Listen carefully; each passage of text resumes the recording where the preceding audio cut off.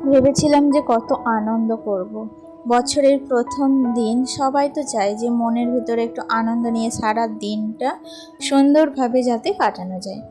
কিন্তু হঠাৎ করে এমন একটা সমস্যার সম্মুখীন হলাম যে সমস্যার থেকে কোনো নিষ্পত্তি নেই। আর এই সমস্যার জন্য গোটা বাড়ির পরিস্থিতিটাই কেমন যেন পাল্টে গেল। আর চলো, সবাইকে জানাই শুভ নববর্ষের অনেক অনেক শুভেচ্ছা, ভালোবাসা, বড়দের প্রণাম এবং ছোটদের প্রীতি ও শুভেচ্ছা। তো আজকে দিনটা অনেক আশা নিয়ে শুরু করেছিলাম। সকাল সকাল ঘুম থেকে উঠেছিলাম আমি।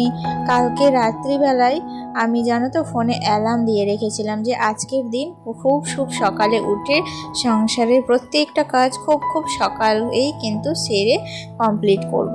তো আমার যেমন ভাবনা তেমন কাজ। সকালবেলায় ঘুম থেকে ওঠার পর দেখো, জল ছড়াগুলো, বাসি কাজ যেগুলো থাকে প্রতিদিনের, সেগুলো কমপ্লিট সমস্তটাই করেছি। আজকে ঘুম থেকে উঠেছিলাম 5টায়, আর সকালবেলার আবহাওয়াটা বেশ ভালো ছিল। যাই হোক, দেখো প্রতিদিনের মতোই কিন্তু আমি সমস্ত কাজ কমপ্লিট করছিলাম। আজকে বাবুও কিন্তু এখনো ঘুম থেকে ওঠেনি জানো তো, তাই জন্য কিন্তু আমি নতুন ফোনটাতেই ক্যামেরা করছিলাম। ও যখন উঠে পড়বে তখন কিন্তু নতুন ফোনটা আর পাবো না, তখনই কিন্তু আমার কাছ থেকে কেড়ে নিয়ে নেবে। তো যাই হোক, ফোন দেখা তো এত ভালো নয় বাচ্চাদের, কিন্তু কি বলবো, এত এই কয়েকদিনে বাবুর রাগ জেদ সমস্তটা বেড়ে গেছে, ওকে কিন্তু কিছু বলাই যায় না। কালকে রাত্রে একটুখানি পড়তে বসতে বলেছিলাম, একটু বকাঝকা করায় কি রাগ ছেলে। সেই ছেলে সারা রাত কিন্তু কাঁদাকাটি, মানে সেই পড়া তো করলোই না, খাওয়া দাওয়াও করলো না, ঘুমিয়ে পড়লো কাঁদতে কাঁদতে। তো এইরকমটাই হচ্ছে জানো তো, মানে ওকে কিচ্ছু বলা যাচ্ছে না। এরকমটা যে কি করে আমি ওর কাছ থেকে ছাড়াবো আমি ভেবে পাচ্ছি না। ওকে নিয়ে কিন্তু প্রচুর চিন্তায় আছি। যাই হোক, দেখো নিচেকার সমস্ত কাজ তো কমপ্লিট হয়ে গেল। জল ছড়া দেওয়া, ঝাড় দেওয়া, বাসন কিছু ছিল সেগুলো মেজে নিয়েছিলাম। এখন চলে এসেছি উপরে। আর উপরে এসে জানলা কপাটগুলো সব খুলে দিলাম। সকাল থেকে একটু খুলে দিলে বাইরের যে আবহাওয়া সেটা কিন্তু ঢোকে, ঘরগুলো গরম হয়ে থাকে। তো আবার যখন একটু দুপুর হয়ে যায় তখন কিন্তু আবার লাগিয়ে দিতে হয়, কারণ তখন আবার রোদের তাপমাত্রা ঢোকে। আর বাইরে যা কাঠফাটা রোদ, একটু পরেই কিন্তু রোদ উঠবে, তখন বোঝাবে যে গ্রীষ্মকাল কাকে বলে। যাই হোক, দেখো চলে এসেছিলাম ওপরে। আর ওপরে এসে কিছু কাজ ছিল টুকিটাকি। এখনও কিন্তু বাড়ির কেউ ঘুম থেকে ওঠেনি, এখনও সকলে শুয়ে আছে।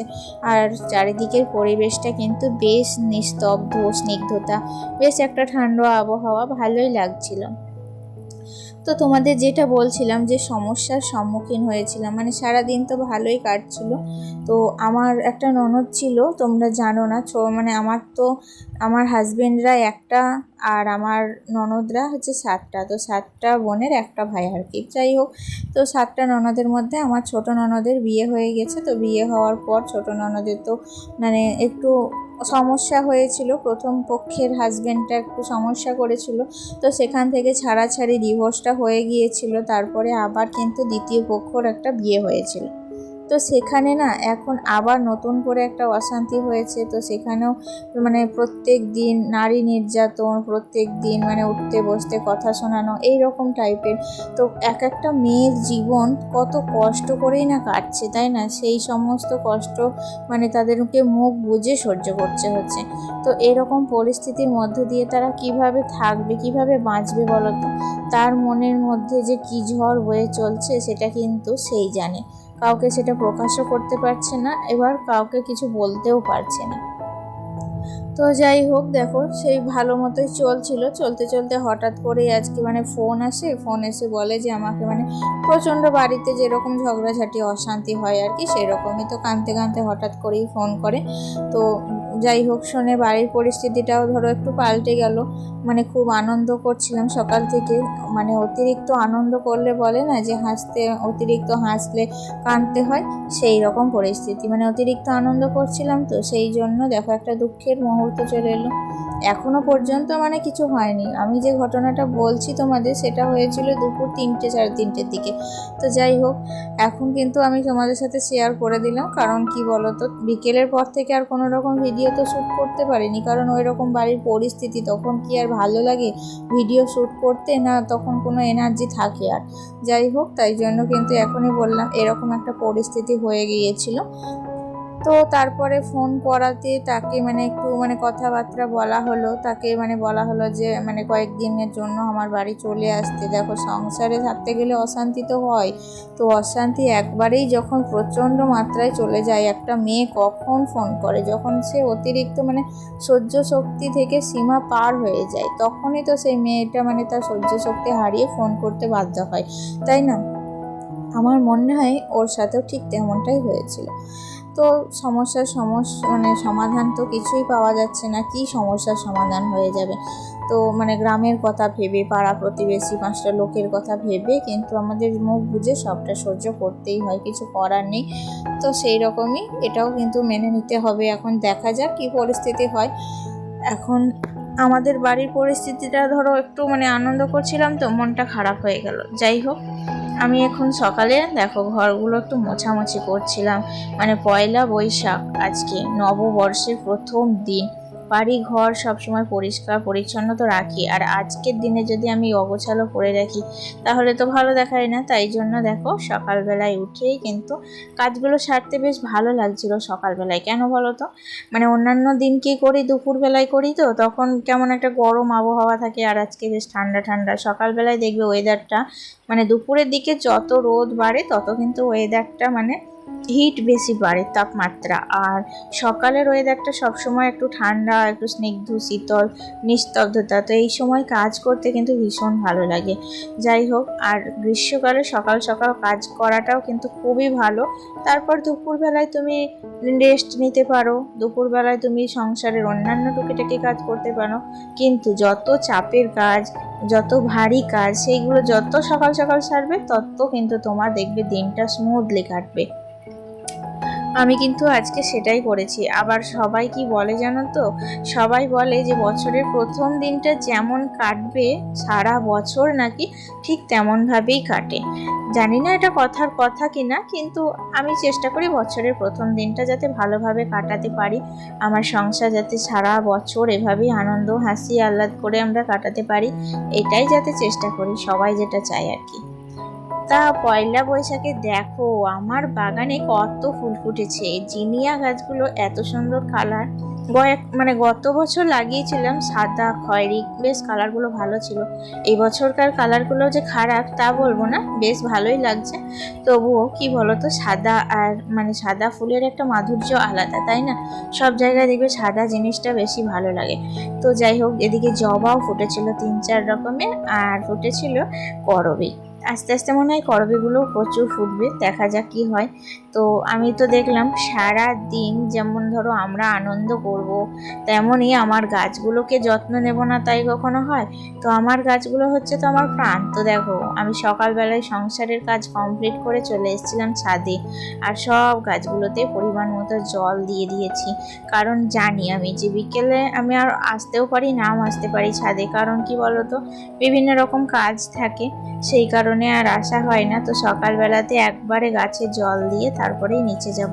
বাসি কাপড়টাও কিন্তু কেচে নিয়েছিলাম, মানে সকালে টুকিটাকি যা সমস্ত কাজ ছিল সব সারা হয়ে গিয়েছিল। তারপরে গায়ে একটু জল দিলাম, প্রচণ্ড গরম লেগেছিল জানো, তো তার জন্য কাপড়টাও কেচে একটা কাঁচা কাপড় পরে নিয়েছি আর চলে এসেছিলাম ঠাকুর ঘরে। সকালবেলায় উঠে নববর্ষের প্রথম দিনে আহ্নিকটা সেরে নিলাম, আর আহ্নিক সেরে নিয়ে ঠাকুরকে প্রণাম করলাম। আর সমস্ত দেব দেবী যে যেখানেই আছে না কেন আমার মানে আরাধনা, সমস্ত তার কাছে মানে তার চরণে আমার প্রণাম জানালাম। আমার জন্য, আমার ছেলে, আমার সংসার, আমার স্বামী, আমার সংসারের সকল মানুষের যেন বা সমাজের সকল মানুষের যেন মঙ্গল কামনা হয়, এই ডেকে প্রণাম করলাম। তারপরে জলখাবারে আজকে বানিয়েছিলাম ছোলার ডাল। আমি ভেবেছিলাম যে ঘুগনি বানাবো, কিন্তু ঘুগনির জন্য কালকে রাত্রিবেলায় যখন দেখলাম যে মটর কলাই ভিজাতে গেলাম, তখন দেখলাম যে মটর কলাইটা ফুরিয়ে এসছে, তাই জন্য দেখলাম ছোলার ডাল করা যাক। আর সকালবেলায় উঠে মাছও নিয়েছিলাম অল্প করে। আজকে আমাদের সারা বাড়িতে তো নিমন্ত্রণ রয়েছে, কারণ কি বলতো, আজকে রামবাড়িতে না পয়লা বৈশাখ উপলক্ষে আমাদের কিন্তু খাওয়া দাওয়ার ব্যবস্থা আছে। তাই জন্য বাড়িতে ভাতের খুব একটা আয়োজন আজকে হচ্ছে না। আজকে আমার শাশুড়ি মা তো খেতে চান না কারোর বাড়ি, তো তার জন্য একটু আলু পোস্ত আর মাছ ভাজা করে দেব। তাই রান্নার কিন্তু খুব একটা চাপ নেই। তাই জন্য সকালবেলায় ছেলেকে পড়তে বসিয়েছিলাম। ওই যে বললাম না, কালকে রাত্রিবেলায় ছেলে একদমই পড়তে বসেনি, কাঁদতে কাঁদতে ঘুমিয়ে গিয়েছিল, তাই জন্য সকালে পড়তে বসিয়েছিলাম। আর এটা হচ্ছে আমার ভাসুর, আমাদের বংশের সব থেকে বড় ভাসুর। তিনি পয়লা বৈশাখে আজকে এসেছেন আমাদের বাড়িতে, মানে আমার শ্বশুর শাশুড়িকে প্রণাম করতে। তো তিনি তো এসছে, তাকে জল খাবার দিলাম, তাকে চা করে দিলাম। তো তিনি কিন্তু এই যে বললাম রাম মন্দিরে ভোগ আছে আজকে, নিমন্ত্রণ, তো ওখানেই খাওয়া দাওয়া করে তারপরে কিন্তু বাড়ি যাবে। তো তিনি নিচে আছে। আর পয়লা বৈশাখ উপলক্ষে আজকে আমাদের বাড়িতে প্রচুর বাজার এসছে, দেখতেই পাচ্ছ কত রকমের বাজার, নতুন নতুন সবজি আছে। সমস্তটা কিন্তু আমি এখন স্টোর করে রাখবো, কারণ আজকে তো আর কোনো রকম সবজি লাগবে না, সমস্তটাই ফ্রিজে রেখে দেবো। আর রান্না বান্নার খুব একটা রাত্রিবেলাতেও আয়োজন করব না, তো এগুলো কিন্তু এখন আমার 4-5 দিন চলে যাবে। তাই জন্য ফ্রিজের মধ্যে রেখে দিলে ভালো থাকবে। আর বাইরে রেখে দিলে এখন দেখছি গরমে কিন্তু সব ভ্যাপসা হয়ে পচে যাচ্ছে। ফ্রিজটা হওয়াতে বেশ সুবিধা হয়েছে। তো সমস্ত জিনিস রেখে দিলাম, একটা তরমুজও নিয়েছিলাম। আর এখন ভাত বসিয়ে দিয়েছি লাস্টে, সমস্ত রান্না বান্না কমপ্লিট হয়ে গেছে। লাস্টে ভাতটা করলে কি বলতো, ভাতটা গরম থেকে যাবে, তাই জন্য লাস্টে বসিয়ে দিয়েছি।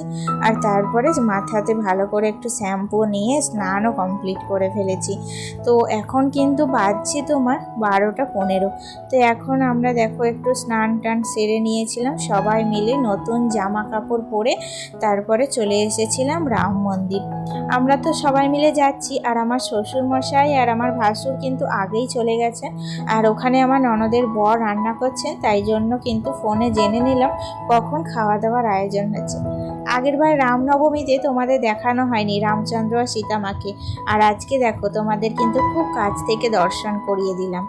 খাওয়া দাওয়া শেষ হয়ে গেছে, এখন কিন্তু আমরা বাড়ি যাব। দেখো বাবা ও দাদা সবাই মিলে বাড়ি যাচ্ছে, আর বাড়ি গিয়ে একটু রেস্ট নেব। তো রেস্ট নেওয়ার পরেই তো এরকম একটা ঘটনা ঘটেছিল, তাই বিকেল থেকে আর কোনো কিছু শ্যুট করা হয়নি। আজকে এতটুকুই, দেখা হচ্ছে নেক্সট ব্লগে, টাটা।